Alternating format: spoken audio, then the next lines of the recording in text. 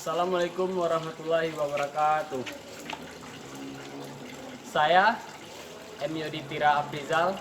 Saya Zani Farida. Saya Nujumil Huda.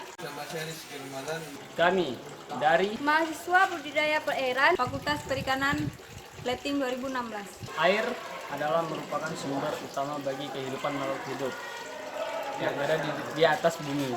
Ketersediaan air di muka bumi ini hampir mencapai rata-rata 70%. Air merupakan komponen utama bagi makhluk hidup, yaitu seperti hewan yang ada di dalam air, yaitu ikan. Berdasarkan pasal nomor 1 Undang-Undang nomor 45 tahun 2009, ikan adalah segala jenis organisme yang seluruh bagian dari siklus hidupnya berada di dalam lingkungan perairan. Sangatlah jelas bahwa ikan sangat membutuhkan air untuk terus berlangsungan hidupnya, seperti bergerak, bernapas, respirasi, pertumbuhan, dan reproduksi, hingga ekskresi pun dilakukan dalam suatu perairan. Maka dari itu pentingnya kita untuk mengetahui bahwa pentingnya dalam mengelola dan mengurus serta mengenalikan parameter kualitas air dalam suatu wadah pemeliharaan.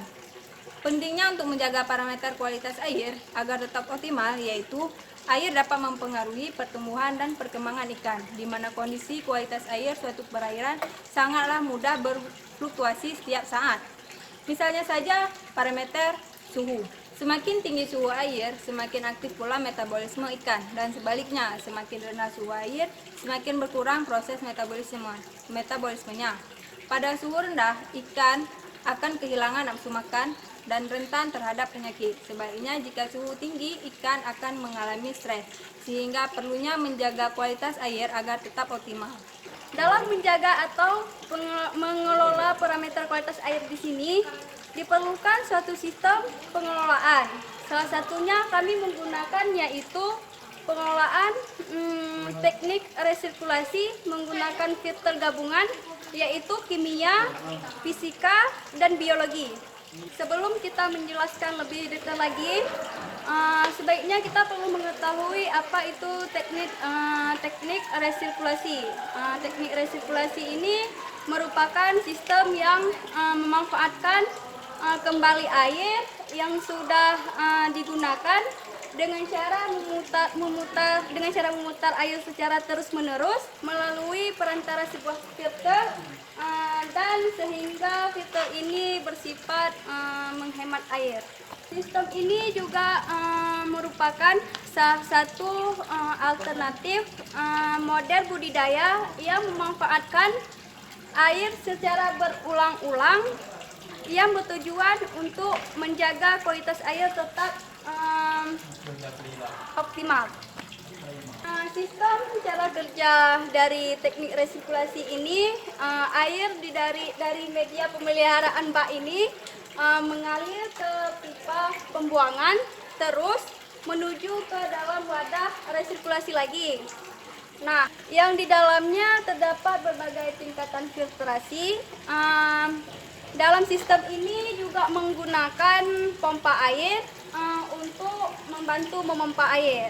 Adapun tingkatan media filtrasi di sini ada 3, yaitu ada filter fisika yang menggunakan kapas dan hijau, dan filter kimia yang munggunakan zeolit. Terus ada juga filter biologi yang menggunakan biobar.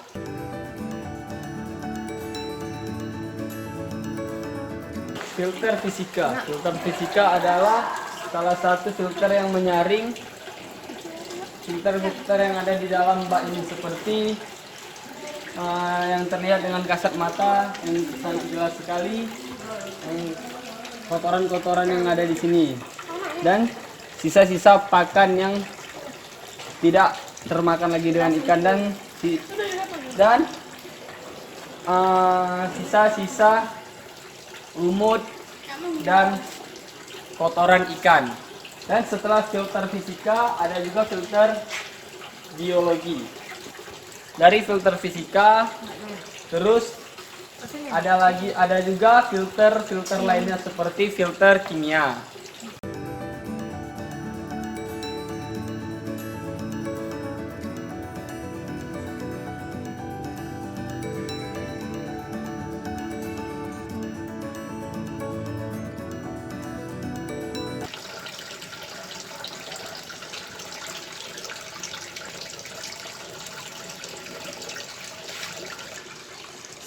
air melewati filter fisika, di mana partikel-partikel yang tersuspensi diserap oleh ijuk dan kapas. Selanjutnya, air melewati filter kimia. Nah, filter kimia merupakan filter mekanik yang bekerja pada skala molekuler. Kenapa dikatakan filter yang bekerja pada skala molekuler? Karena sepintas filter kimia memiliki fungsi yang hampir sama dengan filter fisika. Hanya saja partikel yang dijerap berbeda. Filter fisika bekerja menangkap partikel tersuspensi, sedangkan filter kimia bekerja dengan menangkap bahan terlarut seperti gas, bahan organik, dan sejenisnya. Dalam menggunakan filter kimia diperlukan bantuan dari media filter seperti arang dan zeoloid. Media filter yang kami gunakan yaitu zeoloid.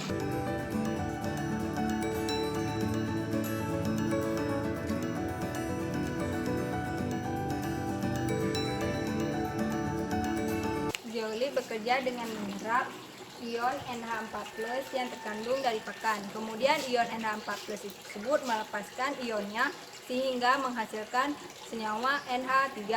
Nah, senyawa NH3 yang berasal dari pakan tersebut dan CO2 yang bersifat asam, kemudian di dalam zeoloid sendiri ditukarkan dengan ion Ca2+ dan Na+ yang ada di dalam zeoloid. Jangka waktu penggunaan zeoloid sendiri juga terbatas, tergantung dari daya serap amonia. Nah, jika zeoloid banyak menyerap amonia, maka zeoloid akan cepat jenuh. Kita lihat bahwa zeoloid yang sudah jenuh akan berwarna seperti ini. Bagaimana cara mengaktifkan zeoloid? Zeoloid dapat dilakukan aktivasi secara fisika maupun kimia. Secara fisika dilakukan dengan pemanasan pada suhu 300 sampai 400 derajat Celcius dengan udara panas. Nah, sedangkan secara kimia dapat dilakukan melalui perendaman zeoloid dengan larutan NaEDTA. Perendaman dengan menggunakan Na2EDTA dengan dosis 1 ppm untuk 1 liter air. Konsentrasi Na2EDTA yaitu 2 molar dapat menghilangkan oksida pengotor yang meliputi permukaan zeoloid.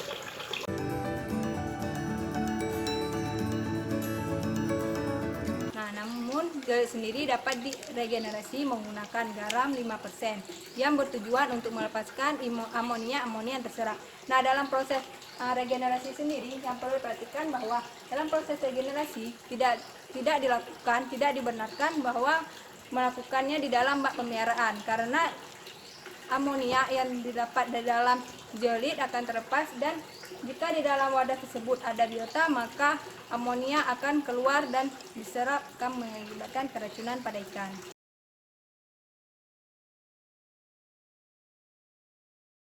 Ini adalah sebuah filter gabungan yang dimana yang paling atas adalah filter fisika, yang kedua adalah filter kimia, dan yang ketiga adalah filter biologi.